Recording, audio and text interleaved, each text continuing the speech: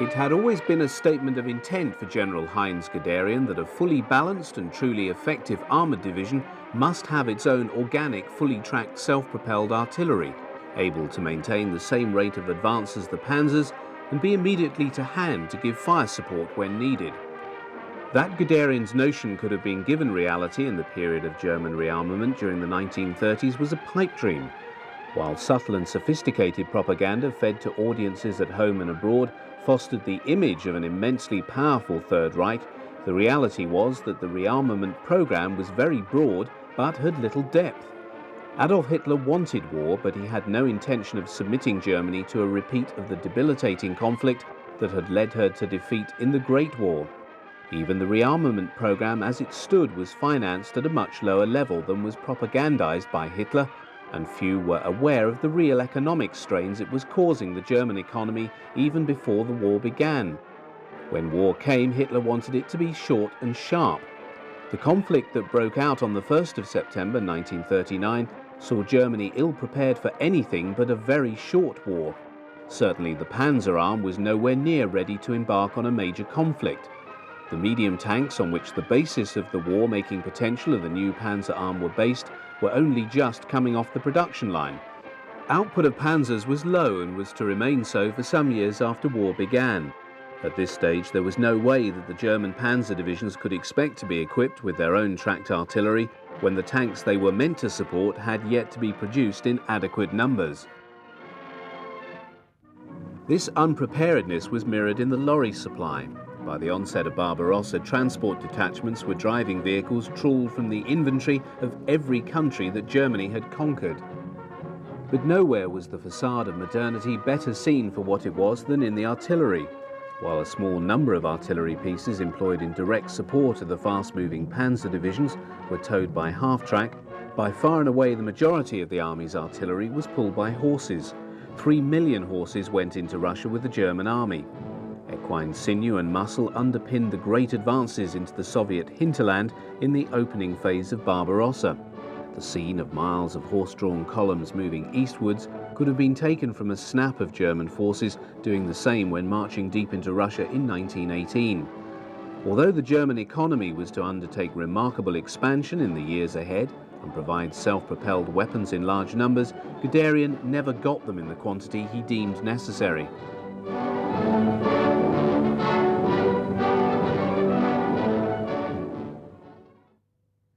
The very first Panzerjager, a class of lightly armoured self-propelled anti-tank guns mounted on a tank chassis, employed the Panzer IB. First appearing in 1940, it was built around the former Czech 47mm anti-tank gun, which had both a higher muzzle velocity and a heavier weight of shot than the Germans' own Pak-36. 86 rounds of ammunition was carried. Armour protection for the crew of 3 was minimal. The open-topped and opened-back superstructure mounted just 14.5mm on the gun shield. 202 were converted by Daimler-Benz and Skoda, with production ending in February 1941. Most were employed after 1941 in Russia. A small number of Panzerjager 1s served in North Africa. Battalion 605, comprising 3 companies, was shipped to Libya in early 1941.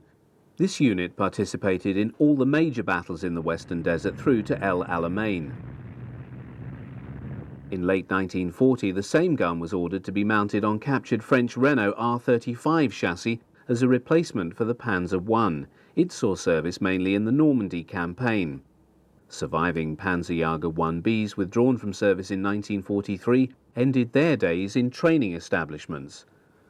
Significantly, it was another foreign weapon that was mounted on the next Panzerjagers. It was to prove most fortuitous for the German army that they captured many excellent Soviet 76mm anti-tank guns in 1941. The encounter with new Soviet tanks early in the Russian campaign was a shock to the German army.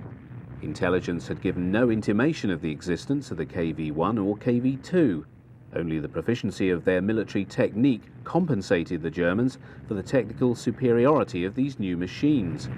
It was, however, T-34 medium tank that caused the greatest alarm, for it represented a quantum leap in tank design.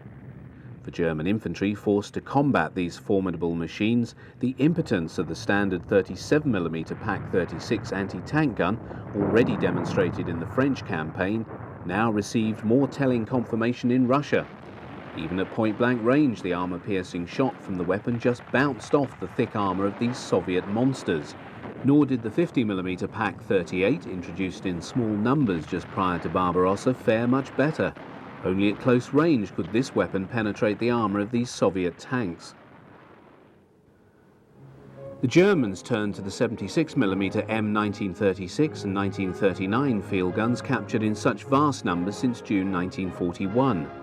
Rechambered to accept the ammunition of the Pak-40 75mm anti-tank gun, which was rushed into service before the end of 1941, the rechristened Pak-36-39 saw service with the German army until the end of the war. The prototype Panzerjager 38T emerged as early as December 1941. So great was the need to field a self-propelled gun that could take on the powerful Soviet types. The Pak-36-39 was a formidable anti-tank weapon. Although production of the vulnerable Panzer 38T battle tank ended in 1942, its chassis was manufactured as a self-propelled mount for anti-tank and artillery weapons until 1945. The availability of the Panzer IID and E variants in late 1941 also led to their being earmarked for conversion to mount the 76mm anti-tank gun. Surprisingly, the first Panzerjager 38Ts, known as the Marder III, did not receive their baptism of fire in Russia, but with the Afrika Korps. But whether operating in the desert or on the steppes of Russia, the new vehicle was clearly a stopgap design, no matter how desperately needed. While the gun was able to penetrate up to 55mm of armour out to 2,000 metres, this Marder was handicapped by its high silhouette. While in Russia crews could attempt to hide their machine and lie in wait for the enemy before firing, in a desert devoid of cover this was more difficult. Protection was very weak, the gun shield offering a maximum of just 15mm of armour, making the crew quite vulnerable to direct enemy fire as well as shrapnel from shells exploding near to the vehicle. Even so, 363 were produced by BMM of Prague. The cumbersome appearance of the conversion of the Panzer IID into Marder II indicates the urgency with which the 201 produced between April and June 1942 were needed at the front. The Panzerjager 2D was first seen on newsreel when the tank hunting battalion of the rested and rebuilt 1st Waffen-SS Division, Leibstandarte Adolf Hitler, paraded through Paris along the Champs-Élysées, with other detachments in the formation in July 1942. All wear the standard overall colour of very dark grey. Taking the salute was Field Marshal Gerd von Rundstedt, Commander-in-Chief of Army Group West. Most of the 150 machines completed by May 1942 went to the Eastern Front for service with the Panzer and Panzer Grenadier divisions committed to the German offensive in southern Russia. While the 76mm gun gave a good account of itself, the Marder II also suffered from the same problem as the Marder III of a high silhouette. A firepower demonstration of the Panzerjager 2D was given to Reichsmarschall Hermann Göring when he visited the training unit of the tank hunting battalion of the division named after him in April 1943. Just 2 months later, 10,000 troops of the division were to surrender when the Axis bridgehead in Tunisia fell to the Allies. Development of the 75mm Pak-40 had been slow, even though contracts for the new anti-tank gun had been issued in 1939. The appearance of new Soviet armour had ended the complacency. An accelerated program led to Rheinmetall Borsig producing the first Pak-40s for service by the end of 1941. The Pak-40 was an excellent weapon. Its low profile allowed its gun crew to maximise advantage of the penetrative power of its armour-piercing shot and range. It could cut through 100mm of armour sloped at 30 degrees at a range of 500 metres. While the normal rate of fire was 12 rounds per minute, an experienced crew could raise that total. The undoubted effectiveness of the Pak-40 saw it employed as the standard anti-tank gun and as a light artillery piece with the German army until the end of the war. It was also employed on numerous chassis as a self-propelled anti-tank gun.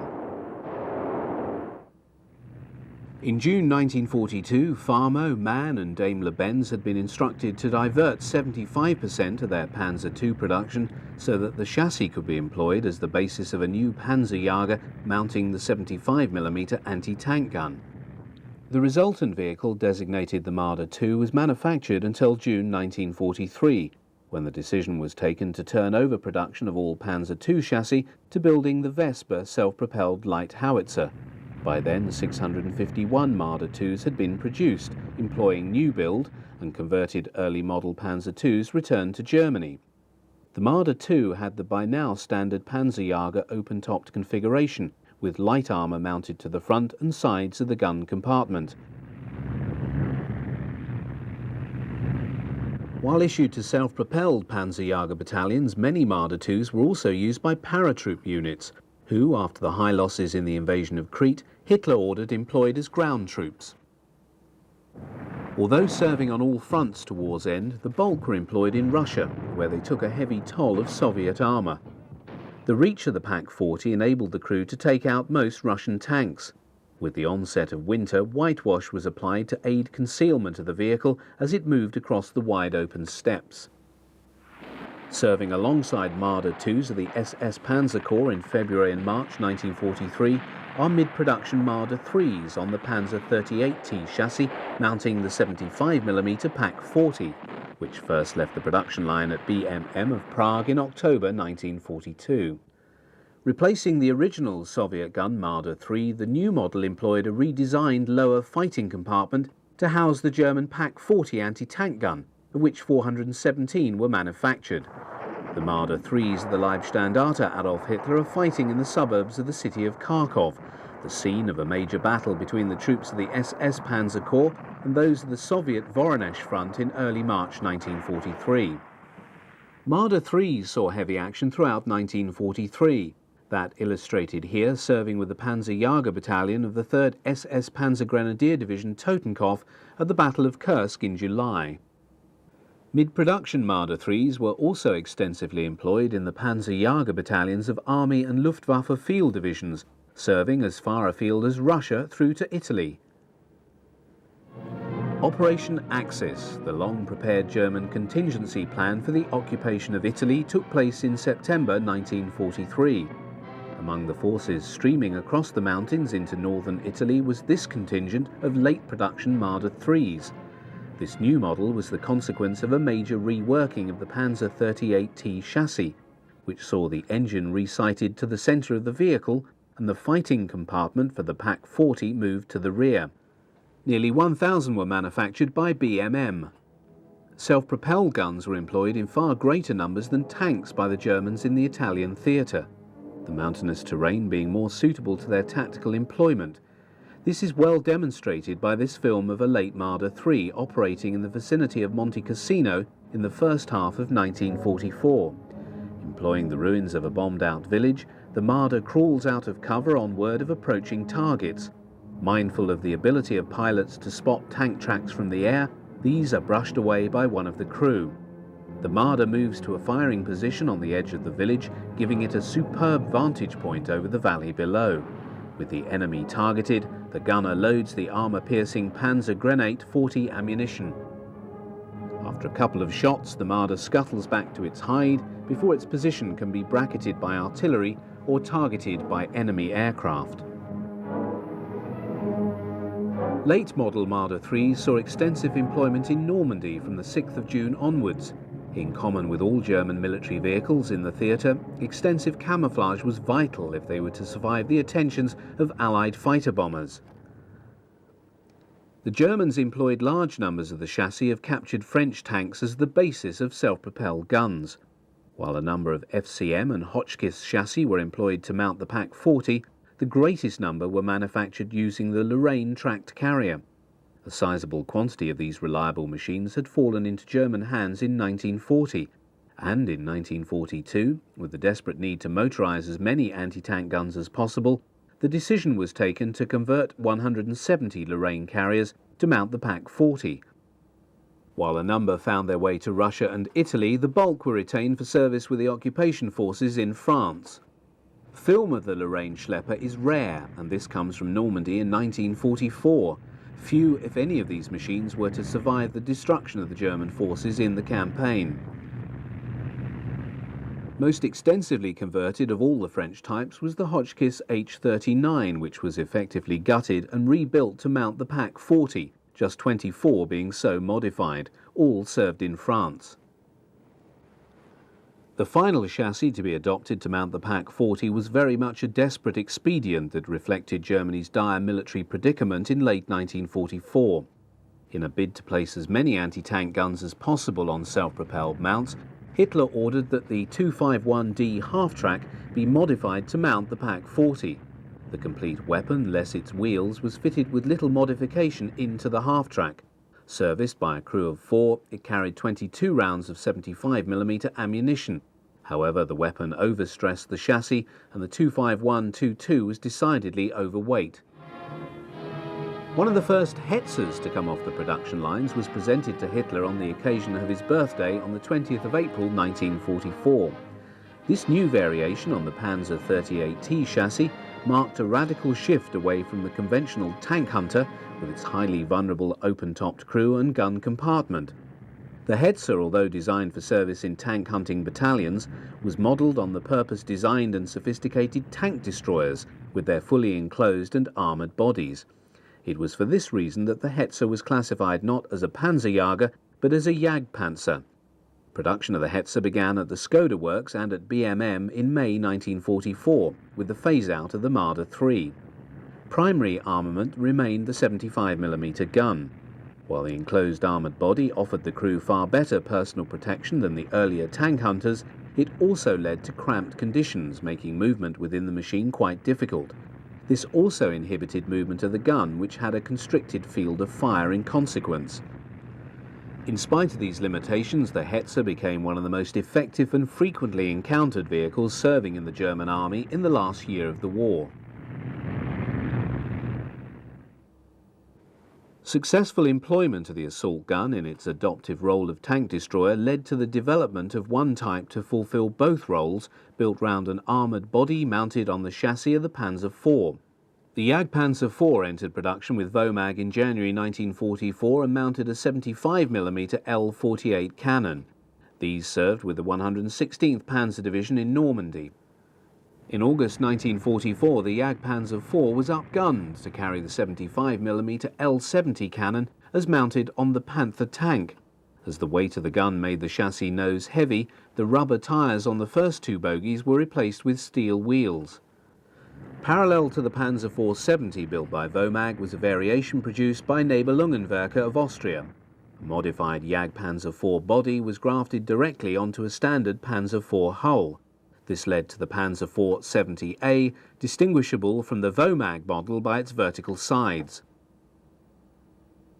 The largest, heaviest and most powerful anti-tank gun to see regular service with the German army was the 88mm Pak-43. The weapon realised its maximum muzzle velocity of 1,130 metres per second when using tungsten shot and could penetrate a T-34 up to 3,500 metres. Employing an identical chassis derived from the Panzer III and IV and sharing the same superstructure as the Hummel self-propelled gun, the 88mm Pak-43 armed Nashorn first saw employment during Operation Citadel in July 1943.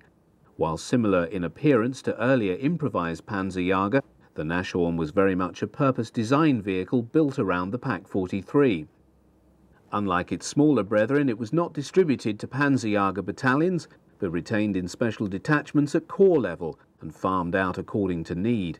Most of the 494 built served in Russia, but were encountered in Italy serving through to war's end.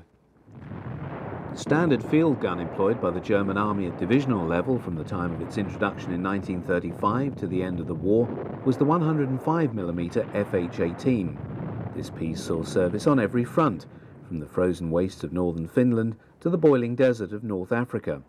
A versatile and widely employed weapon, the FH-18 utilised a split-trail carriage and, in earlier models, large pressed steel centre rubber-tyred wheels. On On later variants, these were replaced with spoke types. Firing a 14.8 kilogram shell, it could range out to a maximum distance of approximately 10,500 meters. Experience in the east, where the gun's weight caused it to sink in the mud, led to the employment of a lighter carriage derived from the 75mm Pak 40 anti-tank gun, while the 2514 and the 3-ton 11 half-tracks were employed to tow the 105mm gun in North Africa and Russia. The bulk of those employed in Europe and the East relied on horse-drawn artillery teams. In 1939, a muzzle brake was added to increase the range of the gun. Designed in 1942 to confer greater mobility for the 105mm guns attached to mobile formations, the Vespa self-propelled gun employed a much modified Panzer II chassis. Although designed by Alket, production was undertaken by Farmo. In February 1943, the decision was taken to divert the production of all Panzer II chassis to the manufacture of the Vespa. The new self-propelled gun first saw employment during Operation Citadel, the Kursk offensive in July 1943. Seen in action are those belonging to the SP detachment of the 3rd SS Panzer Grenadier Division Totenkopf. From mid-1943 onwards, the Vespa began to appear in growing numbers in the self-propelled artillery units of the Panzer and Panzer Grenadier divisions. Equipment of formations in the east received priority, as the need of mobile artillery to move and support the rapidly moving panzer formations became paramount, as they were stretched ever more thinly, being moved from one place to another to combat ever-increasing Soviet breakthrough. The ability of panzer formations to deploy their own mobile artillery allowed them to maximize their limited assets when launching counterattacks against the seemingly ever-growing Red Army. Deployed close to the front line, the Vespas would launch a concentrated barrage prior to the attack and then accompany the armour as it moved forward. Ad hoc battle groups comprising many diverse weapons, including Vespas, were rapidly put together by the Germans to deal with enemy breakthroughs, such as seen here in the late summer of 1944. A local counterattack is launched by German forces supported by Stukas in western Byelorussia. Overseeing the operation is Luftwaffe General Robert Ritter von Greem.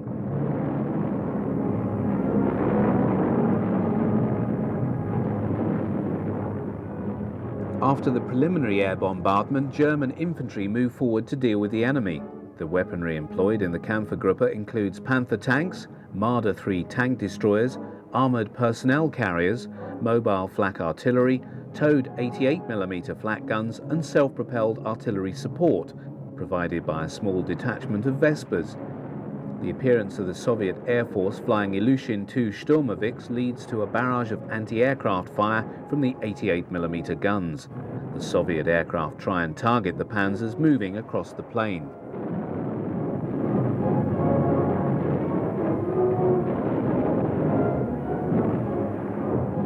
A number are hit and shot down as 37mm guns join in the anti-aircraft barrage.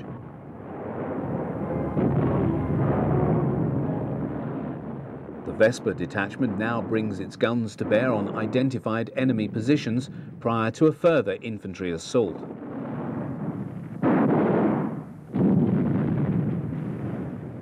Mobile 20mm flak Vierling now joins in fire as the aerial battle with the attacking Soviet Ilyushin-IIs continues unabated.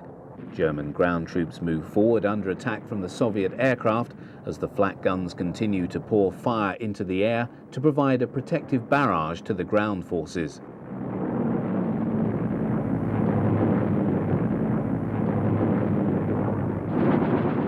A Sturmovik hit by German flak plunges to the ground. Although bombs from the Soviet aircraft still fall, German infantry continues to move forward. While casualties are moved from the field, the battle with the attacking Soviet ground attack aircraft continues unabated. Bombing and artillery fire combine to reduce the near horizon to a wall of explosions. In the final sequence, the 88mm flak score another victim as a Soviet fighter streams smoke before diving to the ground.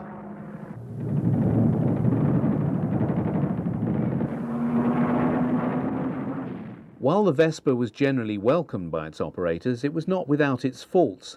The Panzer II chassis made for a small vehicle, and the fighting compartment mounted at the rear of the machine was quite constricted for the four-man crew to service the gun.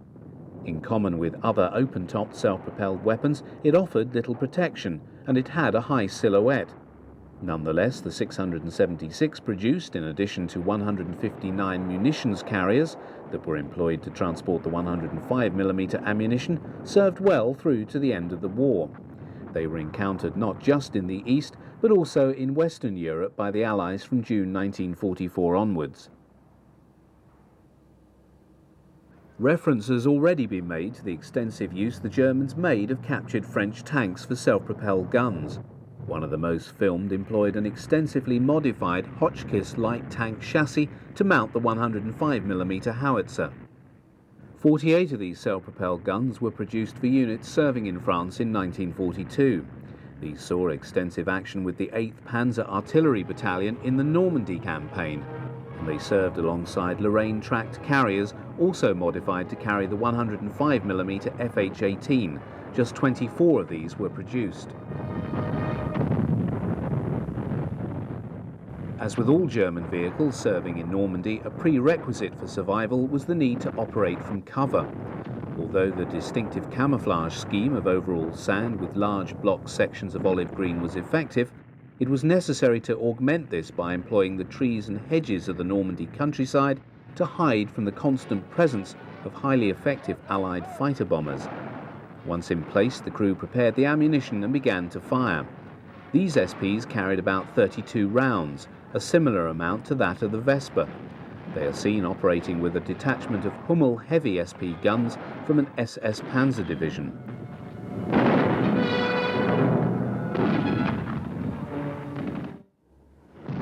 Entering service in 1933, the SIG-33 equipped the heavy gun platoons of infantry regiments and remained in service until 1945. Limited to a maximum range of just 4,700 meters, its task was to lay down heavy fire and suppress enemy opposition as German infantry went into the attack. Its shell was relatively heavy at 38 kilograms, and the gun had a rate of fire of between 2 and 3 rounds per minute. It was this that saw it employed on the first self-propelled artillery vehicle developed for the German army. The decision to mount the SIG-33 on a self-propelled chassis led to the employment of the Panzer IB. The mount was designed by Alket of Berlin, who converted 38 Panzer I chassis in February 1940, and these were in service for the French campaign. The resultant vehicle weighed some 3 tons more than the standard Panzer IB. The 150mm gun was mounted in a large box-shaped compartment atop the hull and looked decidedly cumbersome. It was taken into battle by 6 heavy infantry gun companies in May 1940, each being attached to a panzer division. The only film of this vehicle in action shows it being used to effect, to blast defences as German infantry moved through a French town. In general, the vehicle proved successful in action and was later employed in the Balkans and Russia, finally disappearing from the battlefield in late 1943 when the survivors were serving with the 5th Panzer Division in the east. No others were built, for it was recognised that the gun overtaxed the light chassis and the very high silhouette was undesirable. An attempt to mount the SIG-33 on a Panzer II chassis in 1941 proved abortive, just 12 being built. Nevertheless, the SIG-33 on the Panzer IB provided the German army with much formative experience in the operation of self-propelled artillery. The most numerous self-propelled types to mount the SIG-33 were those that employed the Panzer 38T chassis. Both models produced were known as the Bison. The first emerged in February 1943 and used the tank chassis with the gun mounted forward inside a box-like superstructure. As these weapons were required for service in the forthcoming summer campaign, the first 90 of the type seen here were converted using Panzer 38T Model H's returned from the front and then issued to heavy infantry gun companies of Panzer Grenadier divisions. The Bison saw widespread service in 1943 and was employed in Tunisia, France and Russia. The example seen here belonging to the Waffen-SS was employed in the Battle of Kursk in July. Small numbers were also encountered in Normandy in 1944. Seen in Milan in August 1943, where it was sent for security duties after its mauling at Kursk, is this rarely filmed 38T Bison belonging to the 1st SS Panzer Grenadier Division, Leibstandarte Adolf Hitler. It passes a late Marder III belonging to the Panzerjager battalion of the division. 282 of the final model of the Bison saw the SIG-33 mounted on the identical 38T chassis as used for the late model Marder III tank hunter. The SIG-33 was also employed in 1941 to produce a powerful, fully armoured infantry assault gun on the Panzer IIIe and F8 chassis. Series production was not undertaken, just 24 being produced. And these served at Stalingrad in 1942, with the survivors operating in the Kuban bridgehead in southern Russia. Making its debut with the 216th Sturmpanzer Abteilung at the Battle of Kursk in July 1943 were 60 Sturmpanzer IV Brumbars. This machine had been designed as a heavy armoured assault vehicle and had found particular favour with Hitler, who'd ordered its production in October 1942. The SIG-33 was ball-mounted in a very heavy armoured box with 100mm of armour to the front and 50mm on the side. The first version lacked a forward-firing machine gun, and the driver's vision slit was mounted low down on the front superstructure face. The mid-production Brumbar could be distinguished by the periscope mounted on the driver's housing. A fleeting glimpse of a late-model Brumbar can be caught behind the vehicle's crew as they line up to be presented with decorations for their bravery whilst engaged in heavy fighting with British forces on the border with Holland. The armoured superstructure of the Brumbar offered comparatively greater protection and space for its five-man crew than did the hull and turret of a standard Panzer IV. In addition, the late model Brumbar had been substantially reworked to incorporate significant improvements to the design.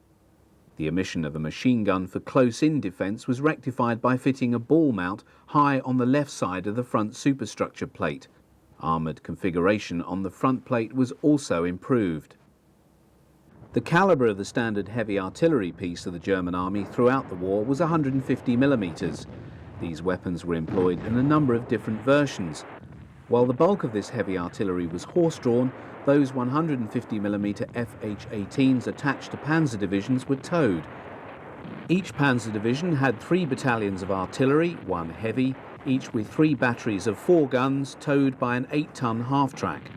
While the speed with which half-tracks could bring the heavy weapons up to the front line was impressive, compared to the ponderous horse artillery, the setting up of the piece to fire on its designated target might take up to half an hour. The performance of the weapon itself, however, was satisfactory, the FH-18 being able to fire a shell of 43.5 kilograms out to 13,000 meters. What the mobile formations desired was a fully tracked vehicle that could mount a 150mm gun and be available for employment on demand. They had to wait until 1943.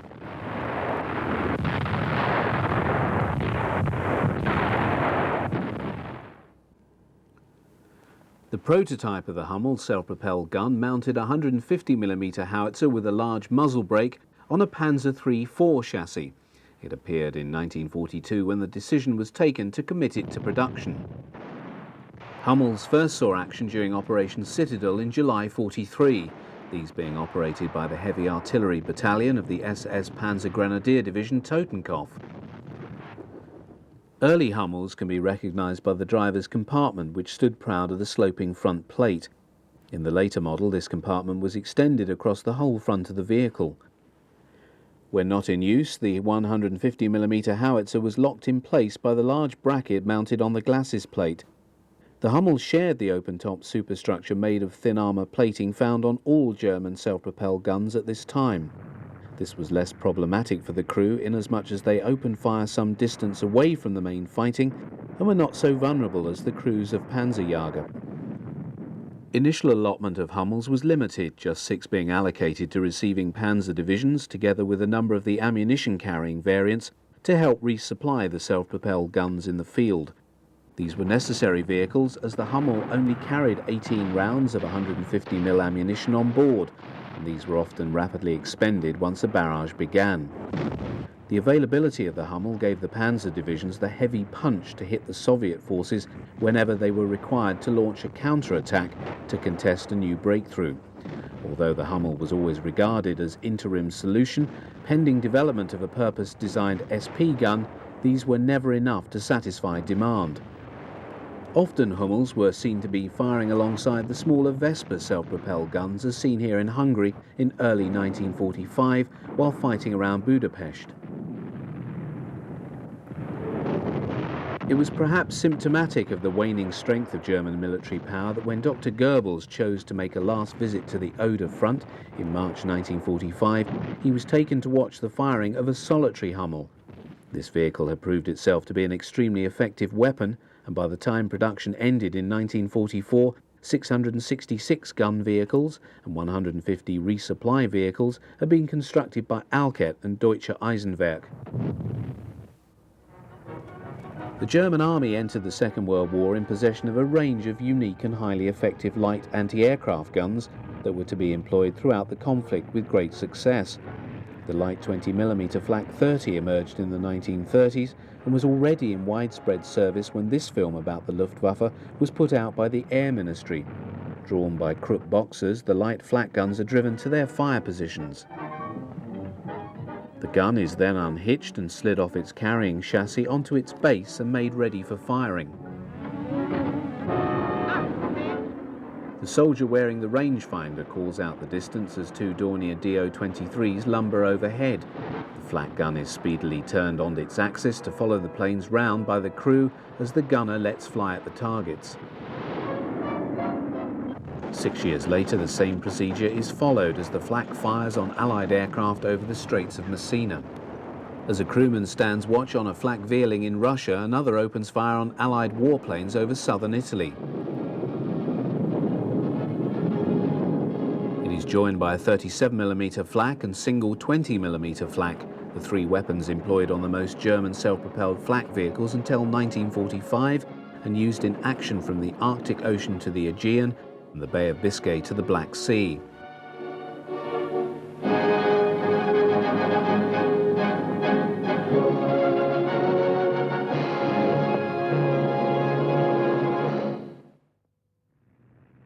The DMAG 1-ton half-track was the first vehicle to be employed for the purpose of mounting a flak gun. Initially the type was armed with a 20mm Flak 30 cannon, but this was later superseded by the Flak 38. Although ostensibly designed for the purpose of protecting military formations from air attack, this variant was employed as much in a ground support role. The 20mm cannon was ideally suited for shooting up ground targets, being supplied with armor-piercing as well as high-explosive ammunition. In the opening phases of the Russian campaign, it was discovered that the flak could be used to penetrate the thin armor of the very numerous and obsolescent Soviet light tanks. Although ammunition was carried in 6 small bins attached to the drop sides of the flatbed on which the gun was mounted, most DMAGs carried a further and larger supply in a 2-wheeled trailer. A total number of 7 crewmen were required to drive the half-track and operate the flak gun. The principal disadvantage of this type was that the crew were totally exposed to enemy fire, steps to give the vehicle a modicum of armour protection not being taken until late in the production run. An armoured cab being provided for the driver and a shield for the flak gun.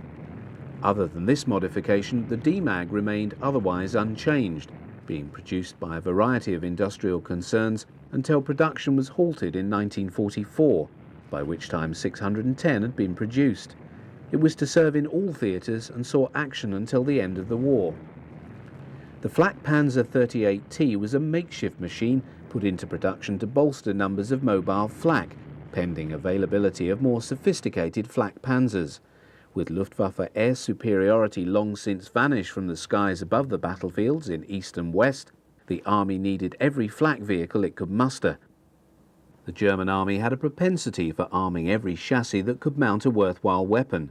Standard lorries like the Opel Blitz and Horch heavy passenger car were modified to carry the 20mm flak, most being employed in the ground support role.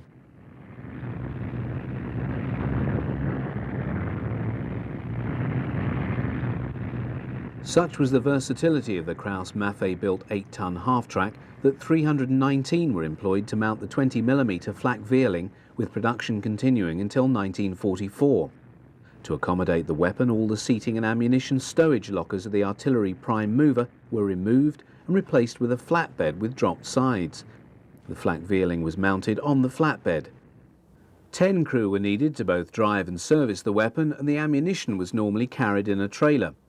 The need for some degree of protection for the driver was recognised in 1943 when an armoured cab was fitted. An example of this later type is seen in Budapest in early '44. One of the more graphic sequences of film showing the flak Vierling, an 8-ton half-track in action, was taken during the Operation Market Garden, the abortive Allied attempt to seize and hold the bridges over the River Rhine at Arnhem in September 1944. A cameraman was on hand to record an SS flak Vierling being employed to shoot up the descending British paratroopers and the aircraft bringing them from England. Later supply flights by Sterling Transports paid dearly as the flak was able to take advantage of their need to fly low over the drop zones. Many were lost. Armoured lorries also mounted the flak Vierling. This example is seen in Italy in 1944. While just 3,000 5-ton half-tracks were built by Bussing NAG, some 339 were utilised to mount the 37mm flak 36. As with all the half-tracks modified as flak carriages, the troop compartment was replaced by a flatbed with dropped sides. Ammunition was carried in a trailer. The weapon was used in the anti-aircraft and ground support roles, and most were employed in the east. These 5-ton half-tracks are serving with the flak battalions of the 2nd SS Panzer Grenadier Division on the advance of the SS Panzer Corps during the Kursk offensive in July 1943. The 8-ton 7 half-track was adapted to carry the 37mm flak 36 in 1943 when production of the 5-ton 37mm flak carriage was ended. The addition of the gun raised the chassis weight to 11.5 tons. Ammunition for the flak gun was carried in a Sonderanhänger 57, a trailer specially designed to carry 37mm ammunition. The flak 36 was a powerful weapon and was often used in a direct fire role. Most of the half-tracks seen in this sequence belong to the Waffen-SS, and in particular the flak Abteilung of the Leibstandarte Adolf Hitler. Seen here in Rome, it is a late machine with an armoured cab. Moving along a Normandy road is a camouflaged Opel Multier mounting a 37mm flak. From the newsreel of May 1943 comes film of a major Luftwaffe ground exercise in Russia involving a full-strength flak unit. Of interest is the diversity of equipment being employed. Apart from the standard DMAG 1-ton half-tracks mounting the 20mm flak, there are also a large number of modified 4-wheel drive Mercedes-Benz 4.5-ton lorries. The commander of this 88mm gun detachment seemingly has no compunction about employing his weapon in a ground support or anti-tank role. Colonel Hans von Luck of 21st Panzer Division was to recall how in Normandy he had to threaten to shoot an officer of the Luftwaffe 16th Field Division who refused to employ his 88s in the anti-tank role during Operation Goodwood.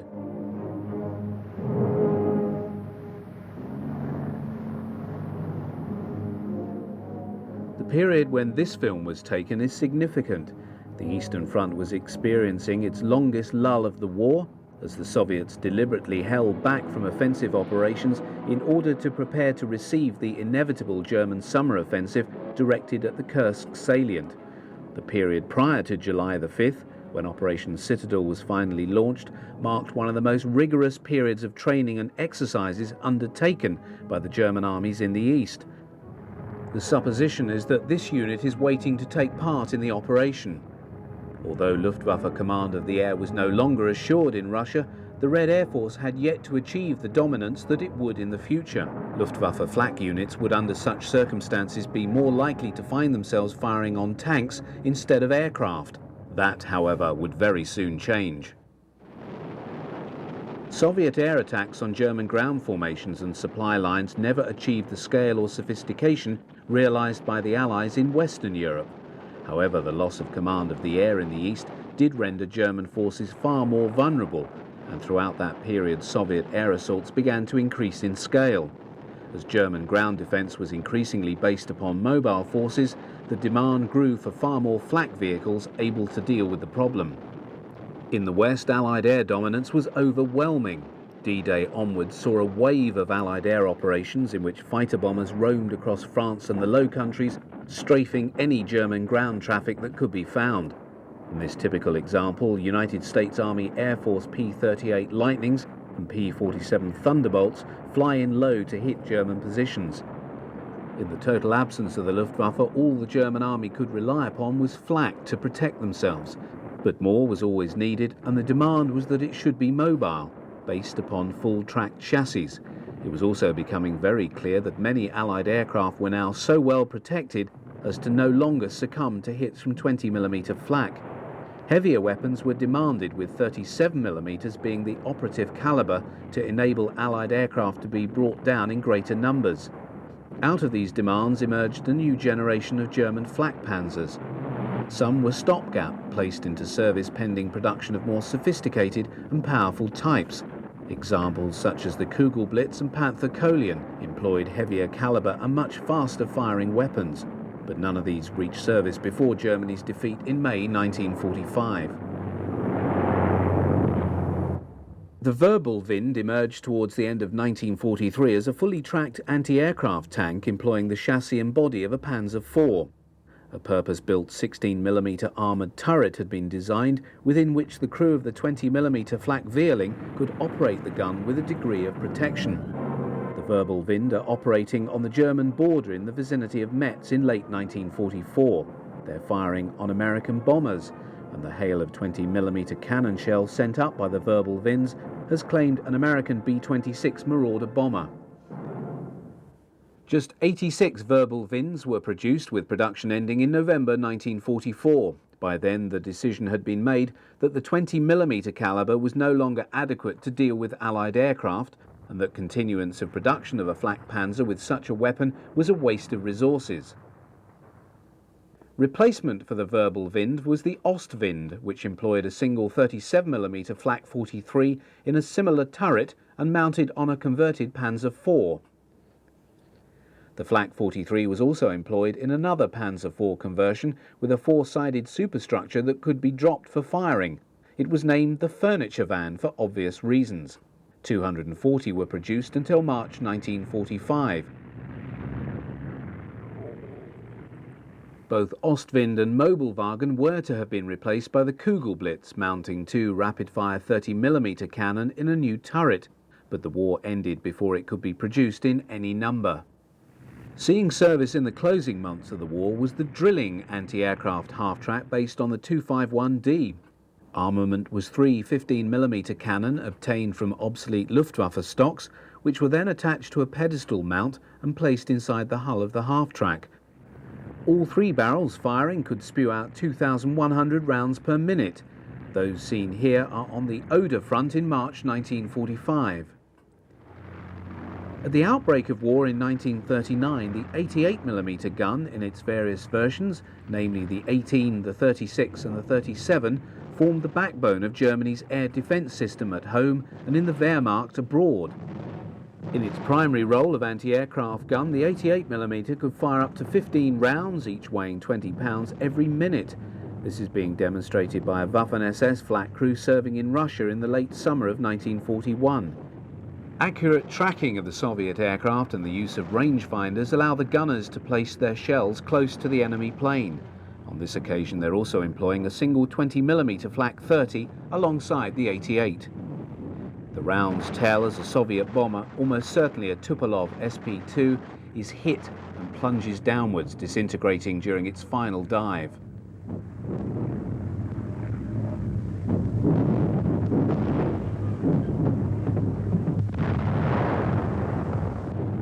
Another detachment of 88mm guns being employed in the anti-aircraft role, this time served by Luftwaffe flak teams, is also engaging Soviet aircraft in 1941. Significantly, the barrels of these 88s carry tank kills, so these Air Force personnel are already experienced employing them as anti-tank guns. In In 1941, the Army launched a program to mount the 88mm flak on a track chassis. The resultant Sonderfahrgestell emerged in late 1942 with an 88mm flak 37 gun, and in 1944 the same chassis was employed to mount the more powerful 88mm flak 41. Once again, the design did not progress to production. The flak 41 had been designed by Rheinmetall Borsig and was rarely filmed, just one being seen here employed in the anti-tank role in March 1945.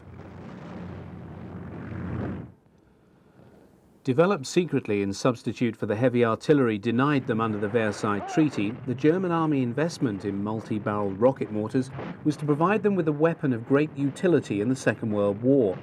From first employment, it was realized that they were a weapon of psychological as well as destructive impact.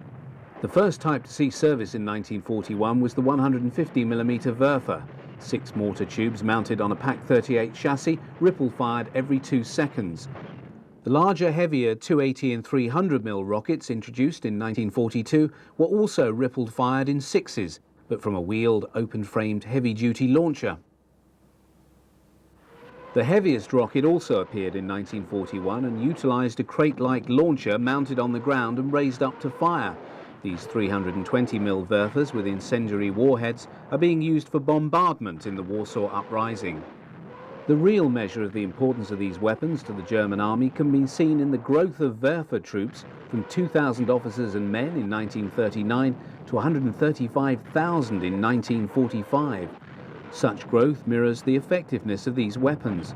A battery of 6 150mm launchers could let fly a salvo of 36 rockets in 10 seconds, with the second following just a minute later. As the war progressed, Werfers were massed in large numbers.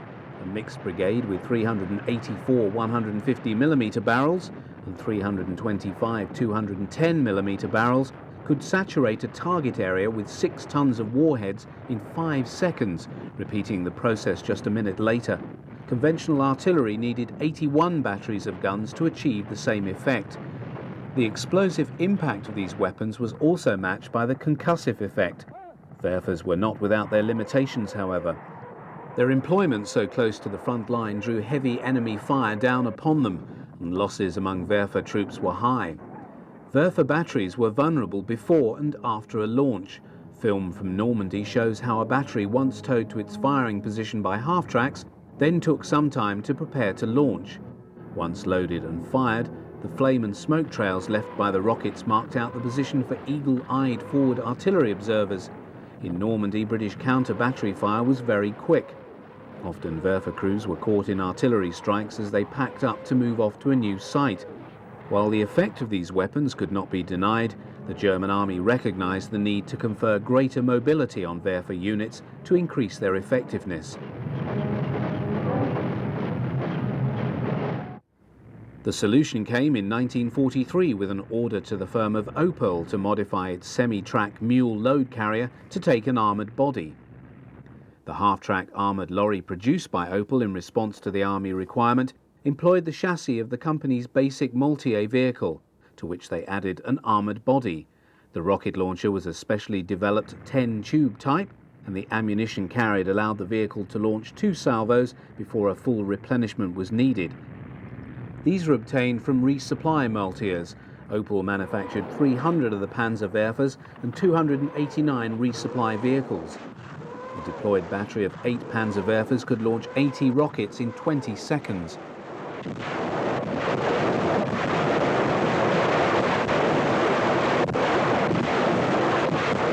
Although most film of Panzerwerfer batteries in action show them in Russia, they were employed on all fronts.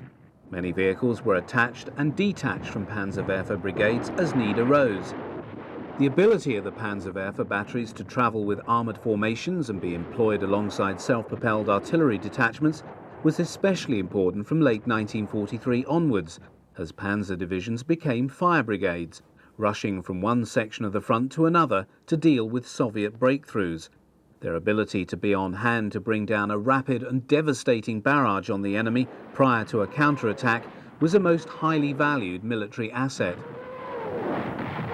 Forerunner of the Panzerwerfer was the 251 half-track, fitted out to carry 6 of the larger 280 or 320mm rockets in wooden or metal frames, attached to movable base plates on the sides of the vehicle.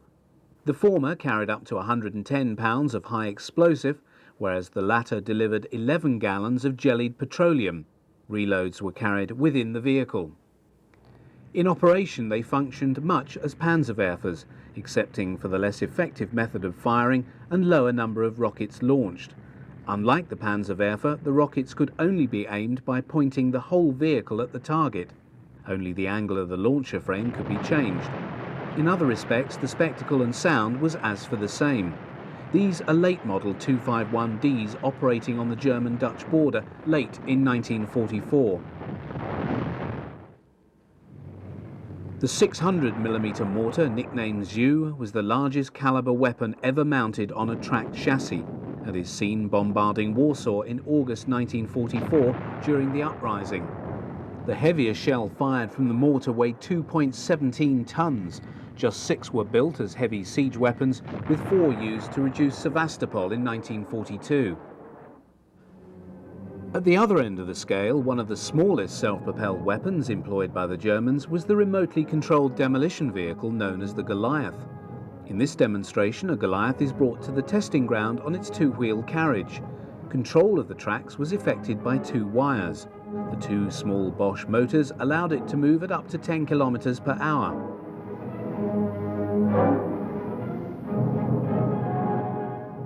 From his position, one of the soldiers studies the target, in this case a captured Soviet Su-85 self-propelled gun. The Goliath is released and directed towards its target. Scuttling across the frozen ground, it is driven into the side of the Soviet machine. The target and Goliath are both destroyed by its onboard explosive charge. For 6 long years, the German army employed a wide range of self-propelled weapons, ranging from armoured trains and tank destroyers to super heavy mortars, at first to conquer and ultimately to resist their many enemies on the long retreat back to Berlin.